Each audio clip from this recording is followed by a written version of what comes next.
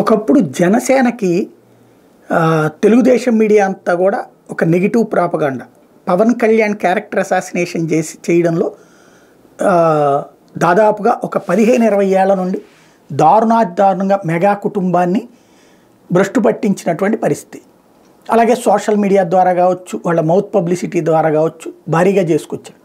కానీ ఇవాళ అదే పవన్ కళ్యాణ్ని భారీగా ప్రమోట్ చేస్తున్నారు. అయితే ఇప్పుడు ఆ పవన్ కళ్యాణ్కి సంబంధించినటువంటి గాజు గ్లాస్ గుర్తే కీలకమైనటువంటి అంశం. ఎందుకంటే 3 గుర్తులతో ముందుకెళ్తున్నటువంటి వేళ తెలుగుదేశం రెబల్స్ ఆ గాజు గ్లాసు గుర్తే అడగడం కొన్ని చోట్ల, అందులో విజయనగరం జిల్లా వాస్తవంగా ఒకప్పుడు తెలుగుదేశానికి కంచుకోట శ్రీకాకుళం, విజయనగరం.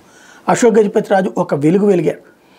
ఈ దఫా ఆయన పోటీనే చేయబోనన్నారు. చివరికి ఎవరినో తీసుకెళ్ళి అక్కడ పెట్టాల్సి వచ్చింది. అదే సందర్భంలో అక్కడ వాళ్ళ అమ్మాయికి ఎమ్మెల్యే టికెట్ ఇస్తే తెలుగుదేశంలో ఫస్ట్ నుంచి ఆశించి అశోక్ గజపతిరాజుతో విభేదించి సొంత పార్టీ కార్యాలయం పెట్టుకుని ఆ తర్వాత ఇబ్బంది పడిన తర్వాత ముందుకొచ్చి తను ఇప్పుడు వాళ్ళ అమ్మాయికి ఇచ్చినందుకు గాను ఆగ్రహించి పోటీలో నిలబడ్డటువంటి మీసాల గీతకి ఇప్పుడు గాజు గ్లాస్ గుర్తు వచ్చింది.